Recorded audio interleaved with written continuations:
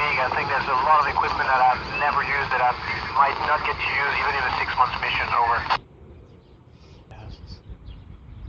So we're flying at 450 kilometers altitude, which is probably 200 and some miles, and it took us 7, 8 minutes to get here.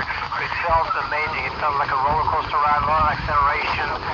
We felt pushed and squashed in our seats on the rocket. So that was the most unbelievable ride that I've ever had. Good memories about it.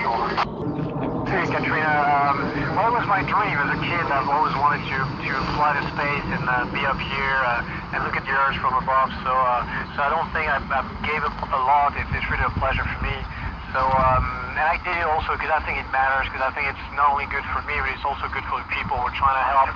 We're trying to do research that's going to make the world a better place in the long run. So I think it's important. I was looking for that in my job. Over.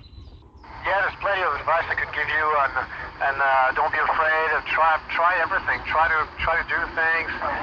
Don't censor yourself, because very often people are not gonna even try, and that's the best way to not succeed. So try everything. Try to get interested in a lot of different things. Try to travel abroad, speak foreign languages, because that's important too. And manage to do this, you'll have your chances. Over. Hey Matthew, so for us it's very easy because we see the effects with the naked eye. So we see the ice melting on the northern and southern latitudes. We see a lot of things that people try to deny sometimes. So we see it, we feel it, and the Earth looks so fragile from the ISS that there's no denying that we absolutely must do something about it. Over. If we run out of food, well, first, before we do this, we have a lot of food up here, because obviously we're prepared if anything happens, and then we're going to ration ourselves, and so it would take at least a year without any cargo vehicle making it to the ISS before we run out of food. But if we do, we would have to come back down on the Earth, but I don't think there's any possibility that this could happen. Over.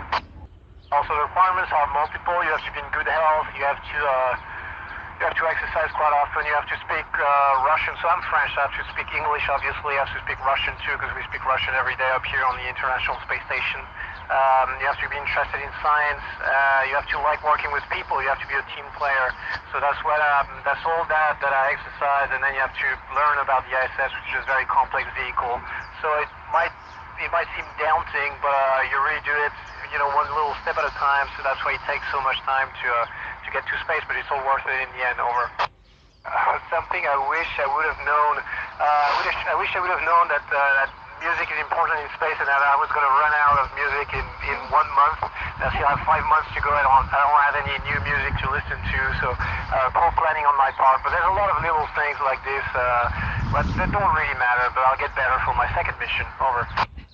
Well, I think it's fantastic because it enables people to relate to what we're doing up here. I mean, it's easy to say all the astronauts or space agencies are doing their thing, but we're not part of it. We don't see how that can influence our life or how that can cascade into our daily lives. So I think it shows people that we're not doing this for ourselves. We're doing this for everybody. We want to link up with the people. We want to convince people that we're doing it for them. And if we can do this, then I think the mission is already a success. Over. Do you want to listen to an astronaut talk from space? We're listening to the space station. The astronauts are talking to us. Well, not to us. They're talking to school children. Psychological issues is so it's isolation, right? You're going to be far away from your families and your loved ones and your relatives for a long period of time. It's not easy. Just like they do in submarines, and when they go to the South Pole on a scientific expedition. But it's not worse for us than it is for them. How to prepare? Well, first of all, by selection, we select very stable people, team players, because we know on the long run it's going to matter a lot on the ISS, and actually it's going to matter even more when we go to Mars or more distant destinations. We'll lose sight of the Earth, and that just never happened. We've always been in the vicinity of the Earth, even when we went to the Moon. So when we go to Mars, psychologically, it's going to be a big challenge. Over. I enjoyed everything about being in space. The daily floating is just unbelievable. Sometimes at night, when the lights are low, I just let myself float in the space station, and it's just the greatest feeling ever. The view of the Earth is absolutely unbelievable. You cannot imagine how beautiful it is seen from space. So, and just the camaraderie that we have with our crewmates up here, and the daily work, doing cutting-edge research, it's just a great feeling overall. Over. Yes, I've had had my birthday on the 27th of February. Nobody sang happy birthday to me on ham radio, but I got a lot of emails and things like this, so that was good. That was already good enough. Yes, we've seen Hidden Figures. We're lucky enough to have a preview of the movie up here on the ISS. We saw it was the whole crew. We thought it was really good, but I think it would be hard nowadays to navigate the ISS because it's by hand, because it's just a complicated vehicle. There's so many things happening at the same time. We can only do it now because we have computers, but that's okay because computers are still, made by people. So in the end, it's all the people's business. Over.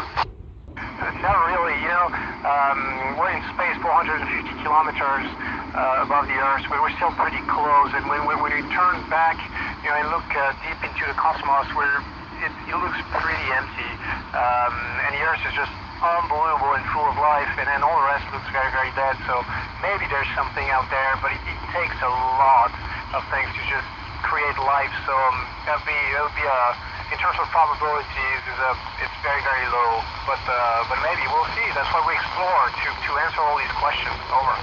Somebody asked if he believed in aliens, I think.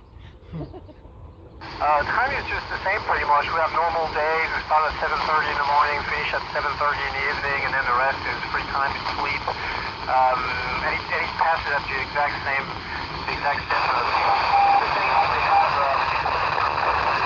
sunset as we keep circling around the Earth. But thank God, inside the ISS we keep the lights on during the day. We switch the lights off during the night. Otherwise, it would be very upsetting. Over. 1 degree. Yes, I could. It would take a lot. There's a lot of background noise, sand,